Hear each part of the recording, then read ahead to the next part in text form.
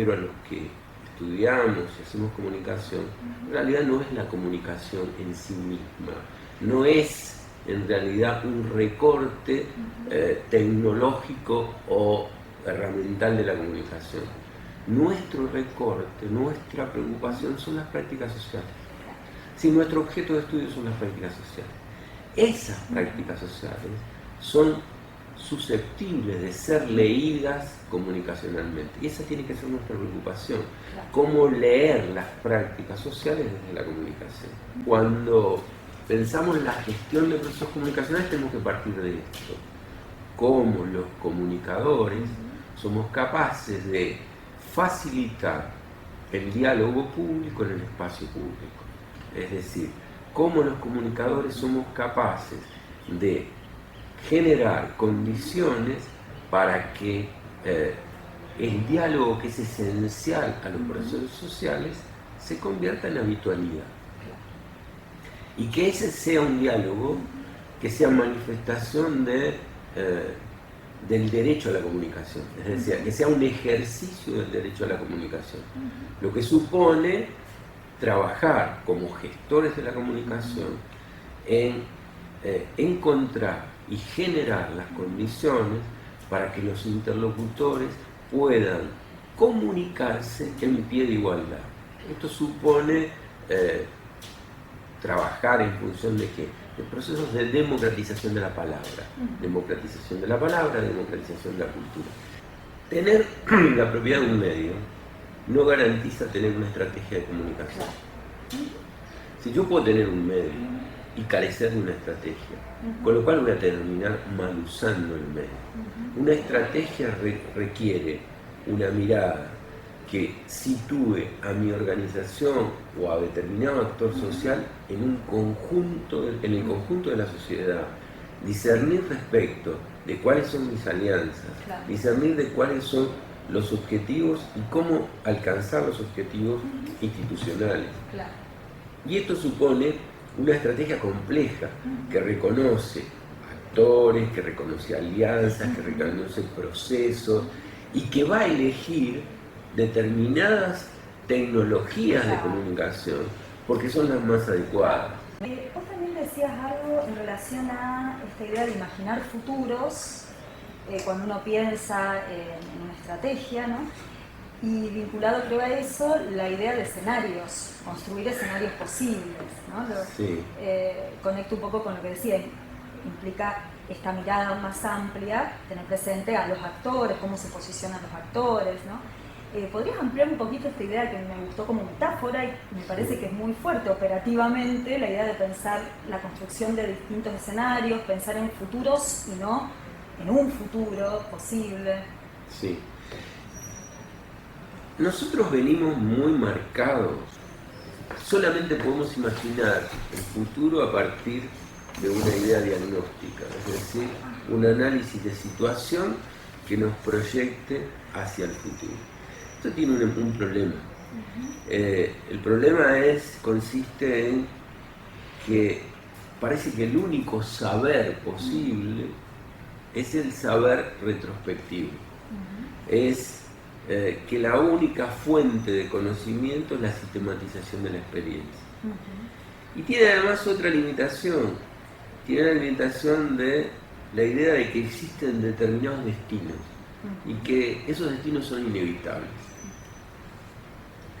Yo creo que no se trata de hacer prognosis o de predecir lo que va a ocurrir, pero sí se trata de darle más importancia a nuestros imaginarios, a nuestros sueños y a nuestros deseos.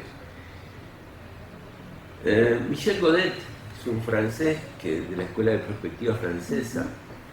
Una de las cosas que dice que permanentemente es que el destino no existe y que en realidad el futuro es el resultado de lo que nosotros somos capaces de construir hoy en función de ¿qué? De nuestros sueños y nuestros deseos.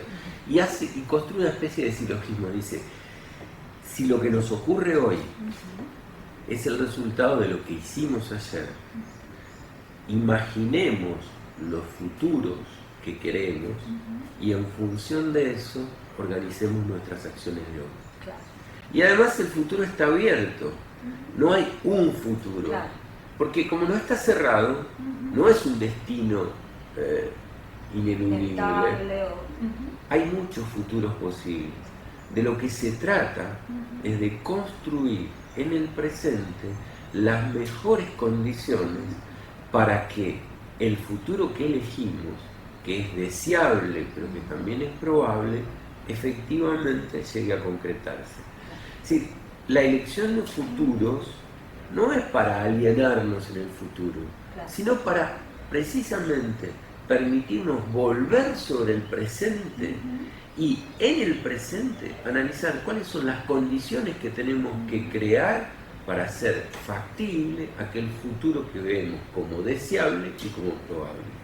Que de hecho cuando uno se pone a trabajar en comunicación, ¿no? También por lo que decías anteriormente, uno en realidad se da cuenta que para hacer comunicación en determinados contextos, pueden ser organizaciones, programas, en determinados ámbitos, uno necesita esa interacción con un montón de saberes que están operando todo el tiempo, ¿no?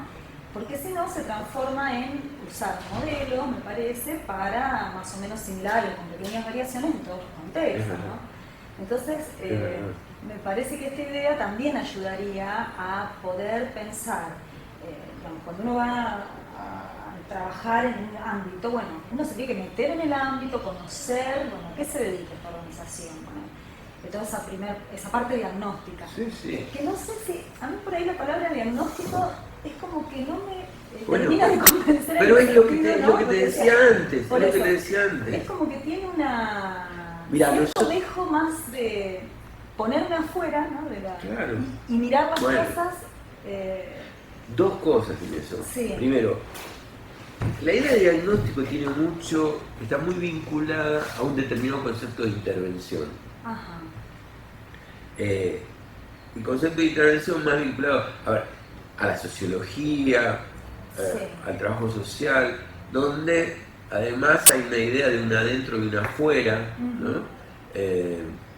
Del observador externo que analiza, que no es parte. Claro. Y en realidad, O del experto, ¿no? Claro. Yo creo que, y yo reviso mis propios textos y he hablado 1000 veces de diagnóstico, en el último tiempo más de queriendo encontrarle esta vuelta de un diagnóstico dinámico, en el sentido de un diagnóstico en el que los profesionales, los investigadores estamos implicados, pero que además es un diagnóstico que nunca se termina. ¿Por qué? Porque en esta idea de lo situacional, las ciencias sociales, el objeto de las ciencias sociales no es una fotografía. Claro. El objeto de las ciencias sociales es una película. Hay cuadros en movimiento permanentemente. Yo no puedo recortarlo y decir, pare en el mundo que lo tengo que observar. Claro. ¿Por qué? Porque la historia, la vida cotidiana tiene un dinamismo propio y nuestra mirada tiene que ajustarse a ese dinamismo propio. Para mí eso es la complejidad de la que habla Edgar Morin. Claro. Esa es la complejidad que nosotros tenemos que observar. Y esa es también el análisis situacional del que habla Matus. O sea, a mí me parece que nosotros tenemos que ubicarnos en eso. Es también la idea de situaciones de comunicación de la que habla Daniel Prieto Castrillo. Entonces me parece que nosotros deberíamos situarnos en ese análisis, en una mirada situacional de los procesos de comunicación. Claro. Me parece que dimos un salto cuando empezamos a hablar de procesos de comunicación y no solamente de comunicación, sino de alguna manera fue reconocer este dinamismo. Claro, hablar de proceso implica una evolución Exactamente. en el tiempo, una fluidez. Sí, implica también, por ejemplo, reconocer que ahí hay actores y hay luchas de poder, hay miradas distintas, hay intereses en juego, hay aproximaciones, hay visiones del mundo. Visiones del mundo que tienen que ver con lo cultural, ¿no? Me parece que todo eso está implicado y bueno, sobre eso es que tenemos que trabajar. Entonces, volviendo a tu pregunta inicial, gestionar procesos de comunicación significa esto, que mirar todos estos elementos en el marco de un proceso histórico al que tenemos que reconocerle permanentemente la complejidad del proceso y la complejidad de los actores que ahí se implican. Y en ya para ir terminando, con respecto a esto, ¿cómo estudiar hoy a estas audiencias bueno, acá tenemos siempre, cuando hablamos de estos temas con los colegas, un montón de términos, ¿no? Para referirnos a audiencias, públicos, actores, sí, ciudadanos, sí, consumidores y ciudadanos, o sea, porque creo que hoy se hace cada vez más evidente los consumos, o sea, las ofertas más personalizadas de sí, contenidos o de opciones de consumos culturales, y también cierta fragmentación desde el propio consumo y producción en las redes. Uno no solo consume de otra manera y a la vez va recreando, remixando contenidos y participando de alguna manera en las redes que uno arma, ¿no? Y que decide, bueno, quien decide compartir saberes, prácticas, dependiendo de los intereses. Entonces, creo que cada vez están cobrando más importancia el conocer Yo me acuerdo que hace mucho tiempo Lozano hablaba de consumidores nomádicos, ¿no? Ya en la década de los 80, cuando apareció el cable, por ejemplo, y las opciones, ya desde los estudios de recepción y en muchísimos estudios. Y creo que hoy también sigue siendo muy necesario cómo estudiarlo, ¿no? Me parece que por un lado, a lo mejor hay más huellas que van dejando esos usuarios también, y por otro lado, hasta qué punto cómo podríamos conocerlo, y acá hay una cuestión metodológica también, ¿no? Que sí, está yo creo que hay una gran dificultad metodológica que nosotros no logramos resolver. En tu propia introducción, sí, usaste una cantidad, sí, de conceptos que de alguna manera van refiriendo al propio debate. Claro. Pero la dificultad también está planteada en que de alguna manera hay un sujeto ciudadano, consumidor, fragmentado por la oferta. Y digo, trato de explicarlo. Sí. Yo soy un ciudadano, que además soy un actor político, cultural, que recibe y que está estimulado por una oferta comunicacional que me fragmenta. Soy, por un lado, lector, por otro lado, audiencia televisiva, por otro lado, potencial participante de redes sociales, y las apelaciones que recibo de todos esos lugares no tienen en sí mismo una coherencia y no tienen tampoco una construcción discursiva que es homogénea. Y entonces yo soy el mismo usando el celular que mirando televisión. ¿Hasta qué punto eso no genera en mí, que soy la misma persona, estímulos diferentes y prácticas diferentes? Y esto tiene, la complejidad de esto es cómo se investiga eso. Claro.